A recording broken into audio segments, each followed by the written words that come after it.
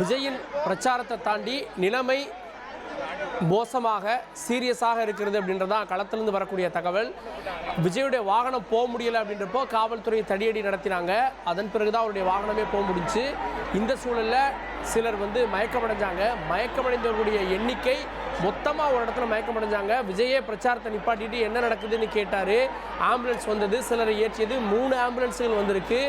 பக்கத்தில் இருக்கக்கூடிய மருத்துவமனைகளை இவங்க அனுமதிக்கப்பட்டிருப்பதா தகவல். 30 பேர் வரை இருக்குன்றாங்க. குழந்தைங்கள்லாம் பிரச்சார கூட்டத்தில் குழந்தைங்களை கூட்டிகிட்டு வந்திருக்காங்க.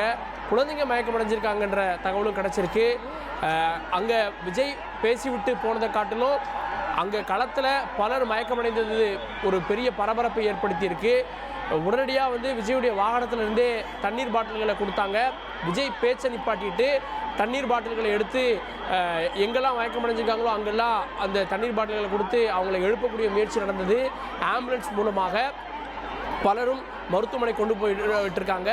பக்கத்தில் ஒரு ஜென்ரேட்டர் ரூம் அதை தடுத்து வச்சுருந்தாங்க. அந்த கூட்ட நெரிசலுடைய ஒரு காட்சி தான். அந்த ஜென்ரேட்டரை தடுத்து வச்சுருந்த அந்த தடுப்பு உடைச்சிட்டு உள்ளே பலரும் அந்த ஜென்ரேட்டர் மேலேயே ஏறினாங்க. அந்த அளவுக்கு கடும் கூட்டம் நெரிசல் அப்படின்றது பார்க்க முடிந்தது. நம்ம இப்போ ஃபர்ஸ்ட் விஷுவல்ஸ் பார்த்துட்டு இருக்கோம். மேபி நிலைமை இன்னும் சீரியஸாக இருக்கும் அப்படின்னு தான் களத்திலிருந்து வரக்கூடிய காட்சிகளும் தகவலும் சொல்லுது. ஏன்னா ஒரு இடத்துல மொத்தமாக சிலர் மயக்கமடைஞ்சதை பார்த்தோம். காலையில் நடந்த கூட்டத்தில் 10க்கும் மேற்பட்டோர் மயக்கமடைஞ்சாங்கன்றதை பார்த்தோம். ஆனால் காலையிலேருந்து காத்துட்டு இருந்தவங்க ஏற்கனவே சோர்வாக இருந்திருப்பாங்க. கடைசி நேரத்தில் விஜயுடைய வாகனம் வர்றப்போ அவங்களுக்கு வழிவிடுவதற்காக காவல்துறையும் தடியடியெல்லாம் நடந்துச்சு. அந்த அளவுக்கு க்ரௌட் இருந்தது. இந்த சூழலில் மயக்கம் அடைஞ்சவங்களுடைய எண்ணிக்கை எவ்வளவு, அவங்களுடைய நிலை என்ன அப்படின்ற கேள்வி ஏற்பட்டிருக்கிறது. விஜயுடைய பேச்சை தாண்டி, விஜயுடைய குற்றச்சாட்டை தாண்டி களத்திலிருந்து வரக்கூடிய தகவல்கள் கவலை தருவதாக இருக்கு. ஒருவருக்கு ஆபத்தான நிலையில் சிகிச்சையில் இருக்கார் ஒரு இளைஞர் அப்படின்ற செய்தி வந்திருக்கிறது. ஒரு சின்ன பொண்ணு மயங்கி விழுந்ததா காட்சிகளில் பார்க்க முடிந்தது. பிரச்சாரத்துக்கு எதுக்கு சின்ன குழந்தைகள் எல்லாம் கூட்டு வந்தாங்க அப்படின்ற கேள்வி கூட இருக்குது. கூட்டத்தில் ஒரு சிறுமி மாயமானார், அவங்களுக்கு உதவி செய்யுங்கன்னு விஜயே கடைசியாக வேண்டுகோள் விடுத்தார். விஜய் தொடர்ச்சியாக பேச முடியாத அளவுக்கு அங்கே நிலைமை கீழே சீரியஸாக இருந்தது அப்படின்றத பார்க்குறோம்.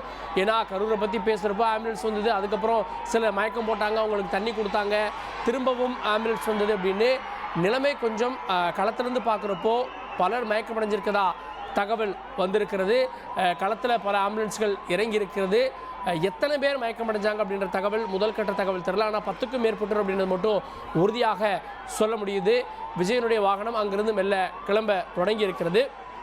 விஜய் பேசின பேச்சு அப்படின்றது கரூரில் முன்னாள் அமைச்சர் செந்தில் பாலாஜியை சம்பந்தப்படுத்தி, செந்தில் பாலாஜி மற்றும் அவர் சார்ந்த துறை இதெல்லாம் சம்பந்தப்படுத்தி பாட்டு பாடி விமர்சனங்களை முன் வச்சார்.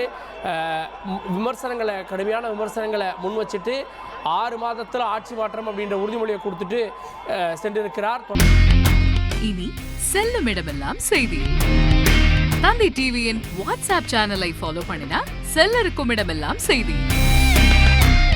இதோ QR கோட் இப்பவே ஸ்கேன் பண்ணுங்க, ஃபாலோ பண்ணுங்க.